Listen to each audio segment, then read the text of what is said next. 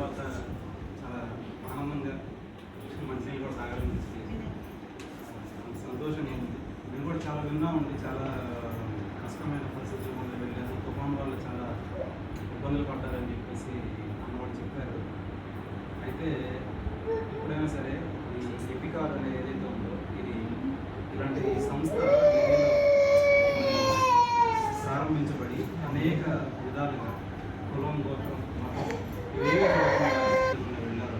వాళ్ళకి సపోర్ట్ చేయడానికి ఎప్పుడు ముందుంటుంది. ఇలాంటి సంస్థలు ఇంకా చాలా ఉంటాయి. మేము మా దగ్గర ఉన్నంత వరకు వస్తూనే ఉంటాం, చూస్తూనే ఉంటాం. అయితే మీరు మాత్రం ఎవరు చూసినా చూడకపోయినా మాకు పట్టించుకునే దేవుడు ఉన్నాడు, అది గుర్తుపెట్టుకోండి. ఎవరు పట్టించుకోకపోయినా ఎవరు ఆదరించకపోయినా మనకు ఒక దేవుడు ఉన్నాడు, ఆయన ప్రభువుని యేసుక్రీస్తు. ఆయన ఖచ్చితంగా మనం ఆదరిస్తాడు. ఈ ఆర్గనైజేషన్స్ స్టార్ట్ అవ్వడానికి కూడా ఒక ప్రధాన కారణం ఏంటంటే బైబిల్లో రాస్తుంది, ఒక మంచి సమరయుడు ఒక దోవ పక్కన పడిపోయి ఉన్న వ్యక్తిని దగ్గరికి వెళ్ళి అతన్ని ఒక పూటకాడవ అని ఇంటికి అప్పచెప్పేసి అతన్ని పరామర్శించి బాగు చేయాలి, నేను వచ్చిన తర్వాత నేను చెప్పిస్తానని చెప్పి వెళ్ళిపోతాను. ఇప్పుడు ఆ గుడ్ సమర్థన అనే ఓటు ఉంటుంది అనమాట. అది ఆ ప్రపంచం మొత్తంలో ఎవరైనా సహాయం చేస్తే గుడ్ సమర్థన అనే అవార్డుతో అతనికి ముందు ఒక బహుమతి ఇస్తారు. అంటే ఏంటి, పునాది పడింది దేవుడు చెప్పినటువంటి ఆ మాటను బట్టి. అంటే నిన్ను వాళ్ళే నీ పొరుగు వారిని ప్రేమించమని చెప్పిన మాట అన్నమాట. మన దగ్గర 2 అంగీలు ఉంటే ఒకటి ఇవ్వమన్నాడు, 2 రొట్టెలు ఉంటే ఒకటి పంచమన్నాడు.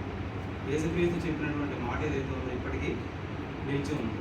ఇవాళ మీరు అనుకోవచ్చు, ఏమంటే మీకేంటండి నేనేం చెప్తాను, పడేది మేము కదా, దేవుడే ఉంటే మరి మాకు ఈ కష్టాలు ఎందుకు, సమాజంలో హెచ్చుతగ్గులు ఎందుకు, లేకపోతే కొందరికి కార్లు బంగ్లాలు ఎందుకు, మాకు స్థితి ఎందుకు అనేది జనరల్గా అందరికీ వచ్చేటువంటి ప్రశ్నే. అయితే మీకు విషయం చెప్తానండి, మీరు ఏదైతే కలిగి ఉన్నారో అది కొన్ని వేల మందికి లేదు, కొన్ని లక్షల మందికి ఆ పరిస్థితి లేదు. తెలుసా మీకు విషయం? మీరు ఒకసారి హాస్పిటల్కి వెళ్తే వాళ్ళు అడగని చెప్తారు, మీరు లేచి తిరుగుతున్నారు కదా, మీ ఆరోగ్యం విలువైంది. ఒకసారి జైలుకి వెళ్తే వాళ్ళు అడగని చెప్తారు, మీరు ఇట్లా బయటికి వెళ్ళి ప్రశాంతంగా వాతావరణంలో చక్కటి గాలి పీల్చుకుంటున్నారంటే మీకు ఎంతో దేవుడి కృప ఉంది. అర్థమైందా? కొన్ని అసలు చెప్పలేని సందర్భాలు ఉంటాయి. కొంతమంది అవయవాలు ఉండి కూడా నడవలేని పరిస్థితిలో ఉంటారు. మీరు ఈరోజు పరిగెత్తగలరు, వెళ్ళి వేట తెచ్చుకోగలరు, సాయంత్రానికి మీ డబ్బులు మీరు తెచ్చుకోగలరు, మీకున్న దానిలోనే తృప్తిగా తిని పడుకోగలుగుతారు. మీకున్న సదుపాయాలు కానీ, మీకున్న మంచి నిద్ర కానీ, ఆరోగ్యం కానీ అందరూ ఎన్నో కోట్ల మందికి లేదు. తెలుసా మీకు? డబ్బులు ఉన్నాయి, ఆస్తిపాస్తులు ఉన్నాయి, అందచందాలు ఉన్నాయి, కానీ ఆరోగ్యం లేదు. కాబట్టి దేవుడు ఎప్పుడు మనం విడిచిపెట్టేవాడు కాదు. అక్కడ ఇవాళ మేము వచ్చి చెప్పినా మనం ఇప్పుడు చెప్పి వెళ్ళిపోతాం, కానీ మీకు ఎప్పుడైనా సరే మనస్థైర్యం ఇచ్చేది, ఎప్పుడైనా తోడు ఉండేది, ఎల్లప్పుడూ ఉండేది ఆయన హస్తం ఒకటే. అందుకే అంటాడు బైబిల్లో, పశువులు శాలలో లేకపోయినాను, అంజూరపు చెట్టు చిగురించకపోయినాను, నేను దేవుని యందు ఎల్లప్పుడూ ఆనందిస్తాను. దేవుడు నాకు ఎప్పుడు తోడున్నాడు. అదొక్కటే గుర్తుపెట్టుకోండి చాలు. తర్వాత మీ పిల్లల విషయంలో కూడా, మీ పిల్లల విషయంలో కూడా దేవుడు ఖచ్చితంగా మేలు చేస్తాడు. మీరు మనం ఇలాగే ఉండిపోవాలని దేవుడు కోరుకోవడం, మనం ఒక ఎట్టు పైకి ఎక్కాలనేదే దేవుడు ఆశ. అర్థమైందండి? మేము కూడా మా నాన్నగారు కూడా చిన్నప్పుడు చనిపోయారు. అయితే మా మదర్ మమ్మల్ని అట్లా వదిలిపెట్టలేదు, ఉన్నంతలో చదివించిన దాన్ని బట్టి ఈరోజు మమ్మల్ని ఇలా నిలబెట్టండి.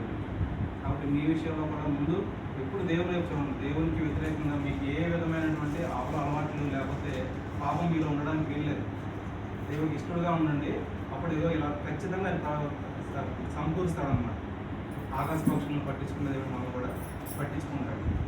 పరిసరాల్లో పరిశుభ్రత మంచిగా పెట్టుకోవాలి ఎప్పుడైనా. ఎందుకంటే ఒకసారి మనం ఆ ఏరియాలో, నేను కూడా సచివాలయంలో చేస్తాను, ఆ ఏరియాలో డయేరియా వచ్చిందండి. డయేరియా వచ్చినందుకు మొత్తం పేట మొత్తం 1600 మంది కుటుంబాలు చాలా ఇబ్బంది పడ్డారు. 30 మంది దగ్గర హాస్పిటల్లో జాయిన్ అయ్యారు. కొంతమంది అయితే ప్రాణాపాయ స్థితిలో కూడా ఉన్నారు, ఒకరికి చనిపోయారు.